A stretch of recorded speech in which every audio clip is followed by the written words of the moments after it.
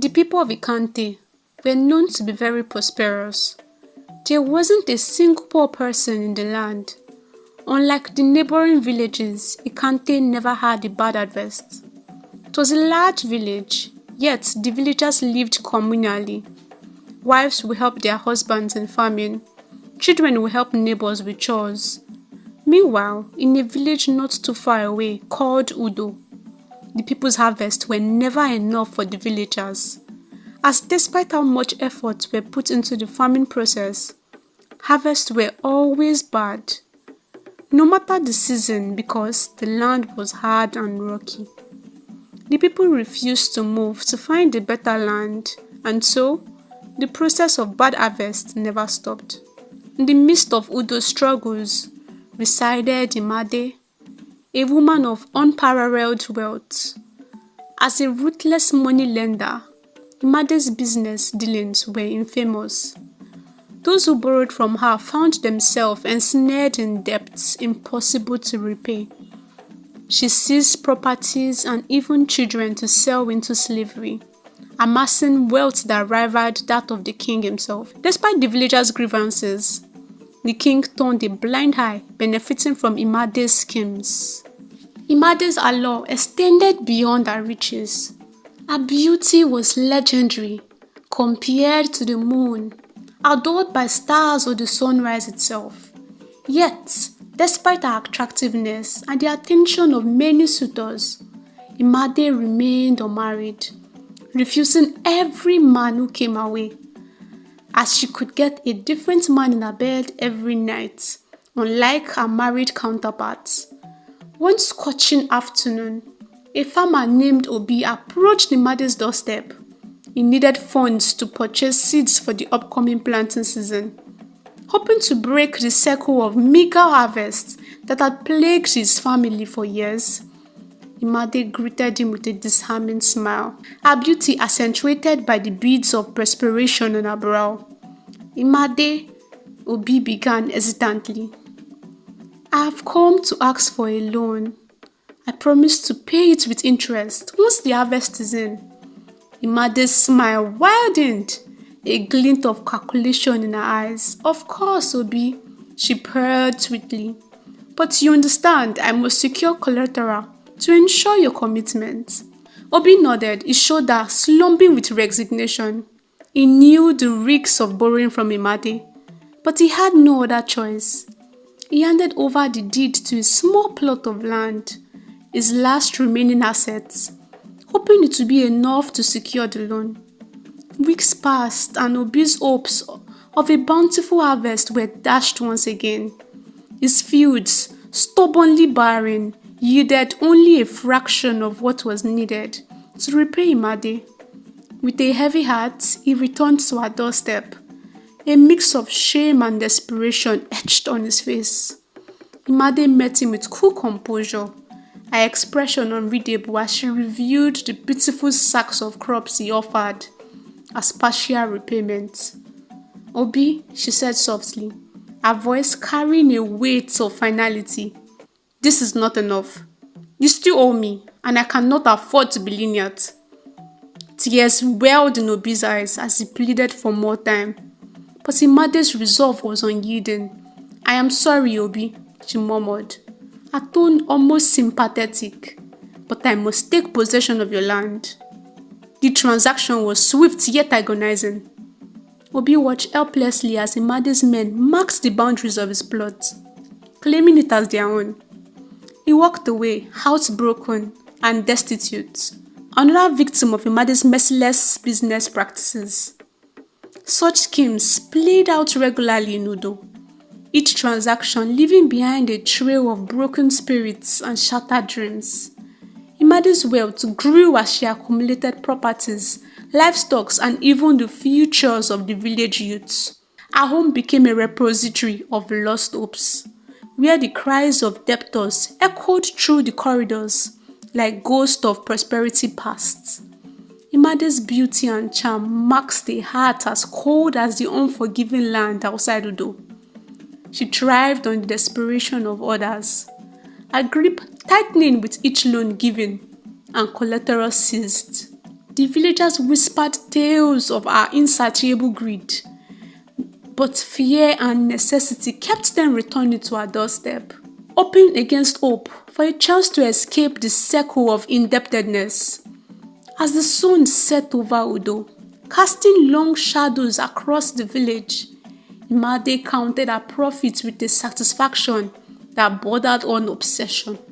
Soon, tales of Ikante's unparalleled prosperity reached Imade's ears, sparking her curiosity and greed. Disguised as a traveler, she ventured into Ikante, her beauty opening doors and hearts alike. Among those captured was Eket, a handsome widower, an esteemed farmer. He was the son of the village revered drummer. Imade, sensing an opportunity, cultivated a close bond with Eket, subtly weaving him into a web of charm and deception. One evening, as they shared a meal, Imade's voice softened with a deceptive sweetness as she stroked Eket's hair. "Heket, my darling," she began, her eyes gleaming with calculative allure. Surprised by the endearment, Eket had quickened. "Yes," he replied eagerly, hanging on her every word. "What is the secret behind the Ikante's wealth? How do your people prosper while others struggle?" Imade inquired, her tone honeyed with feigned innocence. Eket smiled knowingly, drawn into her spell. "It is said that every 2 weeks, we sacrifice a day-old goat, burning it in our compounds. Those who perform this ritual find wealth comes to them effortlessly," he revealed, unaware of the gravity of his words. Imade feigned gratitude and soon departed Ikante, her mind plotting to replicate the village prosperity in Udo. Together with the complicit king, they replicated the goat sacrifice, hoping to replicate Ikante's fortunes. Yet, their efforts bore no fruit, leaving Imade frustrated and eager for more. Determined to uncover Ikante's true secrets, Imade ensnared Eket further, enticing him with promises of marriage and a future together. Moved by her affection, Eket divulged the village's most closely guarded secrets, the enchanted drums of Ikante. Passed down through generations of his family, the drums were believed to bestow prosperity upon the village when ceremoniously played by the king drummer each year.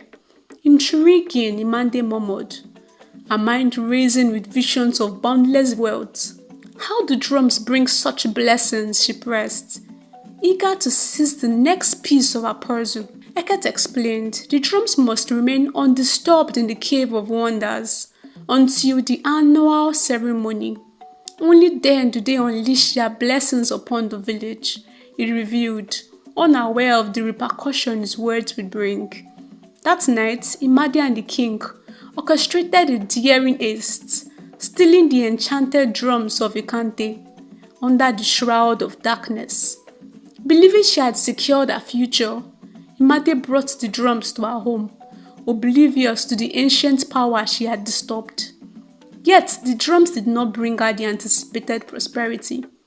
Instead, Imade found herself plagued by restless nights, filled with the hairy dreams and haunting drum beats that only she could hear. Fear gripped her heart, and her once formidable spirit waned under the weight of misdeeds.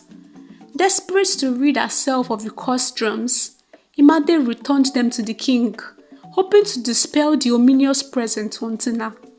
But fate had other plans, as an inexplicable illness befell the palace, afflicting livestock and eventually even the king's own son. The village priest's dire prophecy underscored the severity of their folly, warning of calamity should the drums not be returned to Ikante. Realizing their grave mistake, the king resolved to return the drums to their rightful place. However, consumed by fear and ambition, Imade refused, determined to escape the looming catastrophe. In a reckless bid to evade fate, she attempted to flee with the drums, only to witness a miraculous and terrifying transformation. Before her disbelieving eyes, the drums expanded in size, engulfing Imade in their ancient power. In an instant, she vanished from sight, leaving behind whispers of her arrogance and the drum's triumphant return to Ikante. With the enchanted drums back in their rightful place, Ikante's prosperity was restored, a testament to the sacred harmony between the village and the spirits that blessed their land. The tale of Imade and the enchanted drums of Ikante served as a cautionary reminder. True wealth lies not in greed or deceit, but in honoring the traditions and communal spirits that sustains us all. Thanks for listening, guys. I hope you enjoyed the story, and please like, comment, and share. And as always, see you in my next video. Bye, besties!